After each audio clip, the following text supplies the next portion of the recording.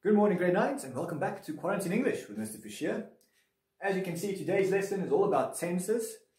These are things that indicate time in English. Many of you before have told me that you struggle with tenses, so I thought one of these online lessons might be a good idea to clarify it. Let's get on with the basics first. As you can see, there are three main tenses. They are referring to specific times, of course. You've got the present, which is the now, past, which are things that have already been, and future, which are things that still need to happen. Okay, they are the concepts. Now, each of these three can be subdivided into four different types of themselves. So think of it as the present tense is never just the present tense. It's either simple present, or perhaps it's continuous present, perfect present, or you can also get, which we call the perfect progressive, whatever the tense is, which in this case, perfect progressive present tense. Okay, we'll get through all of that. I know it sounds complicated, but I'll explain it all by using examples. So let's get started with the simple. And as the word suggests, it's the easiest one of them all. It's the basics. If you ever learn English for the first time, you will learn it in this way. Okay, starting with the present, let's use a sentence like, she listens to music. Now here the important thing is, you will notice my verb is the word indicating my tense. So if I want to see when this tense is happening, I will use the verb to indicate it. Now let's go to the past. Now it becomes, she listened to music. Okay, now you can see again, the verb is the thing indicating the change. Ed is added to my verb, and this makes it past tense. Also, a very nice thing to remember, grade 9s, the only two tenses where only the verb changes is simple present and simple past tense. Okay, all the others use auxiliary verbs, and they use certain suffixes for the verb to change the tense. But these are the two easiest ones to understand. So now we get to our future tense, where I will need to use an auxiliary verb. And it is will. She will listen to music. So here, the word indicating my tense is will. Okay, we call these auxiliary verbs. They aid your main verb by telling us, first of all, if something is plural or singular, and it also helps us to show what tense we are in. So this is what we call the simple tenses.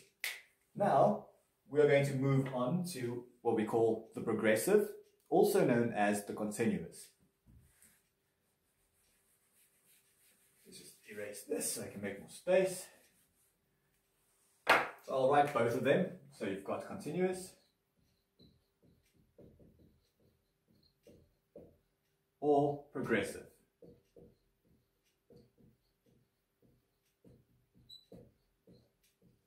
Okay, grade 9, something to remember. There is no difference between these two words. Continuous and progressive are referring to the same type of tense. Okay?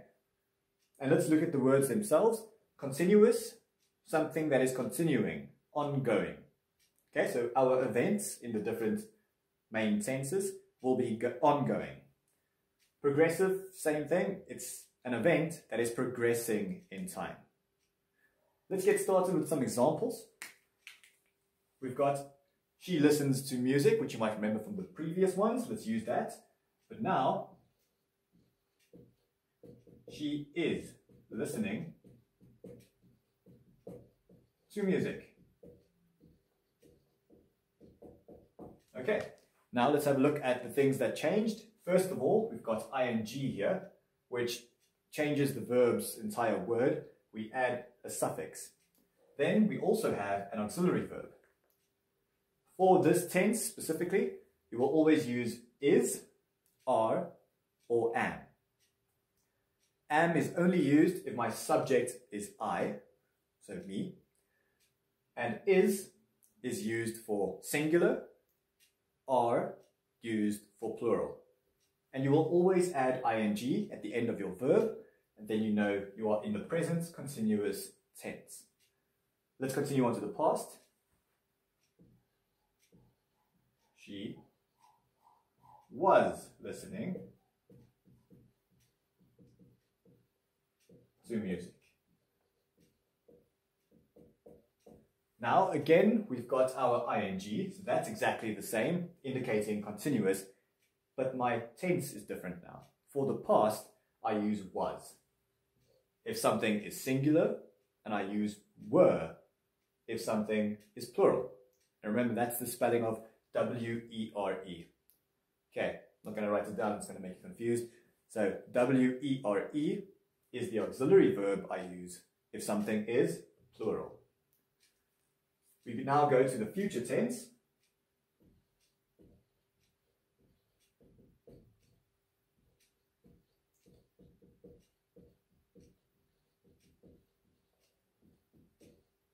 Okay, so here's our example. She will be listening to music. Again, I've got ing that is added to my verb. Again, I've got the auxiliary verb, which is always will. Don't get confused by shall. It's something that is not being used as often anymore. So just focus on will. She will. But now I've got a new word here. It's be.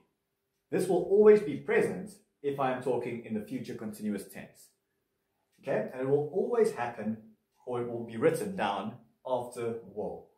So that's also a rule that you'll need to remember for future continuous tenses. Let's move on to the dreaded perfect tenses. Okay, so let's take these examples away.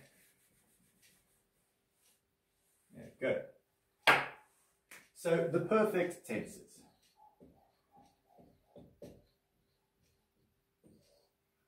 The best way to think of perfect tenses is that it's events that have been completed. So they have been completed in their entirety. They are used for different reasons in each tense, of course, but think of them as, usually there are two events, not always, but usually there are two events, and the one happened further into the past than the other, and for that reason you use you use perfect tenses. Okay, let's get to some examples and I can explain what's going on.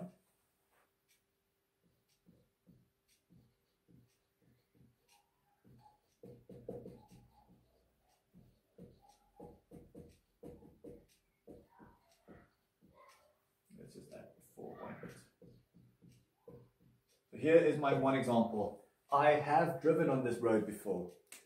You are going to notice, grade 9s, to understand these sentences, you are going to need context. Okay, so perhaps someone asked me a question. They said, Mr. Fouché, do I need to teach you the layout of this road? And I told them, no, that's not necessary. I have driven on this road before. So now I'm showing you that I know how the road will twist and curve and so on. In this case, when you get to present perfect tense, you will have one completed event that will, in a way, influence your present state.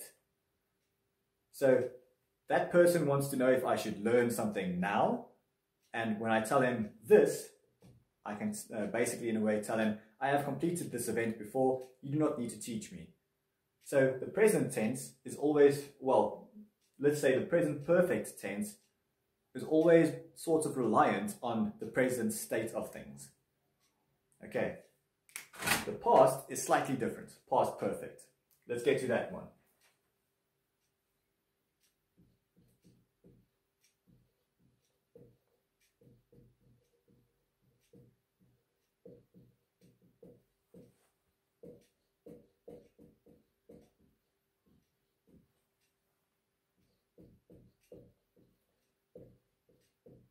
Okay, so the past has two events, always.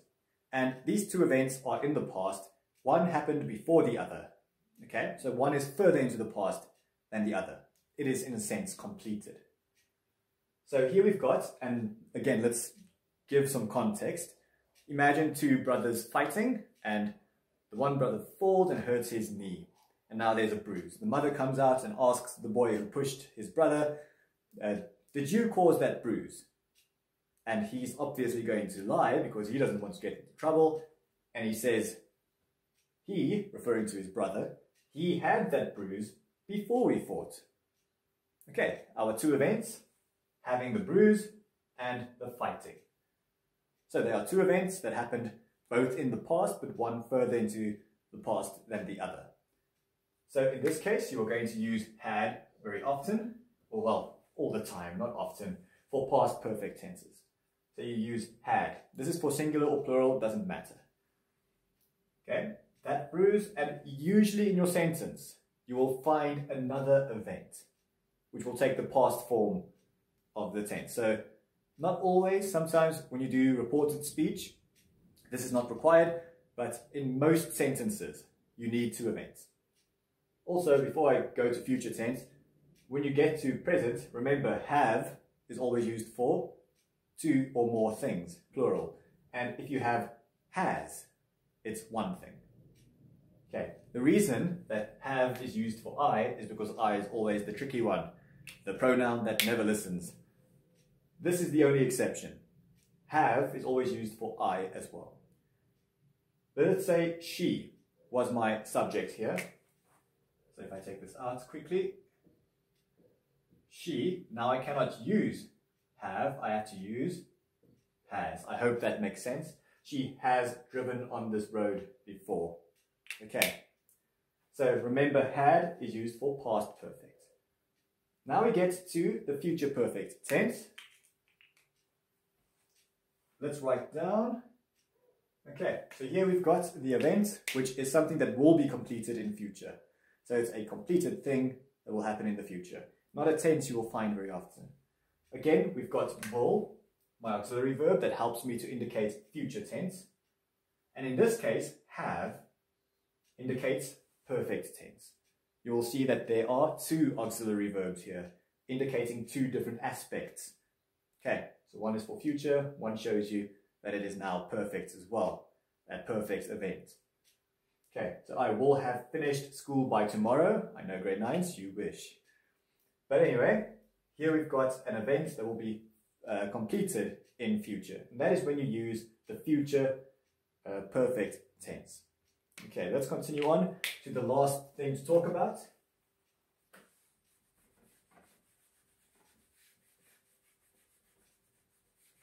And these are tenses not used too often, but you do find them, especially with reported speech, where you get to past perfect continuous. So let's just write continuous. So you're going to notice that two different aspects have now come together, joined forces to create its very own aspect of these three, which is the perfect continuous plus whatever we've got here. Okay, many times it's referred to as the progressive, so perfect progressive present tense. Okay, there's some nice alliteration for you as well. So let's get through what this is. They are used, these sentences, this tense. They are often used for, well, it is often used to indicate a duration for how long something has happened. Okay.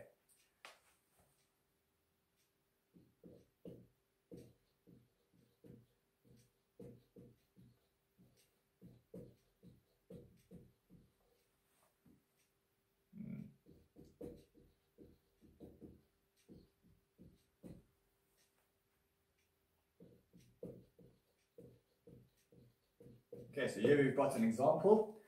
I have been playing tennis for 10 years. So you can see the duration is almost a focal point when you use this tense.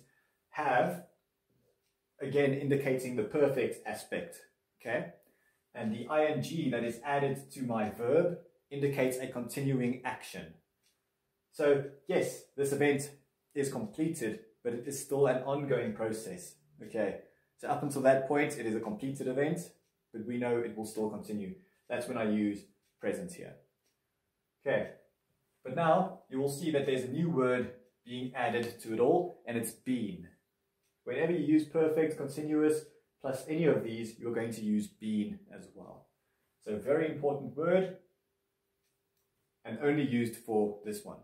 this tense. Let's go to past. Now here are two sentences that look very similar, but are used for different reasons. So first of all, let's go through the basics, the reasons I know it is past perfect continuous tense. We've got had, which indicates that I've been using perfect tense. Been and playing indicates the continuous, and in this case, the past will show you that it had already occurred. You will use had, that indicates past and perfect as well. It's dual purpose, this auxiliary verb. So, I had been playing tennis for 10 years. This will probably be someone who asked you, imagine you ask your father, who is a tennis player, don't ask me why. If you say, Father, when you were 25, how long have you been playing tennis in that, till you were 25? Okay, if that was a question you were asking. You would probably receive something like this. I had been playing tennis for 10 years at that time. Okay, here, someone might be asking you, how long have you been playing tennis? And obviously, we are talking about something that is now going to influence the present tense as well. So I have been playing tennis for 10 years, and you expect to play tennis in future as well. So this is a past event. You're referring to a past thing that is completed. Here, it's a present thing. Well, still an event that is completed, but it has an influence on the present tense.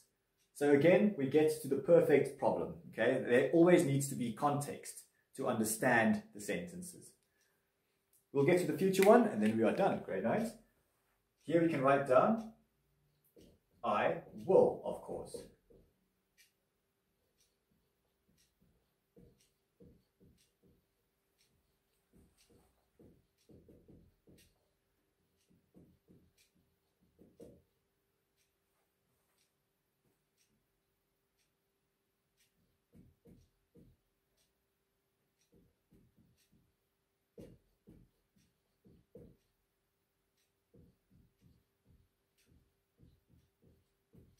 Okay, so let's say you want to explain to someone how long you have been playing tennis, will have been playing tennis, in a future date. This is when you use the future perfect continuous tense. Again, not one you'll find very often. Again, it's going to show you a duration more often than not.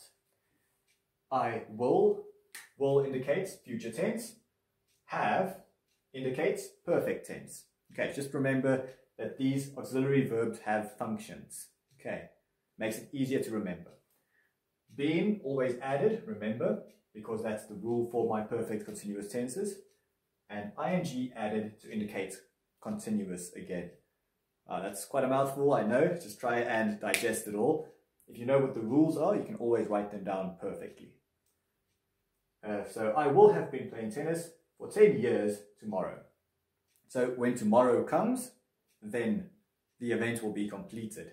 And that's why it's still perfect tense. So grade 9s, we are now done with explaining these tenses. Let me just quickly tell you why they are important to know, more so for your writing.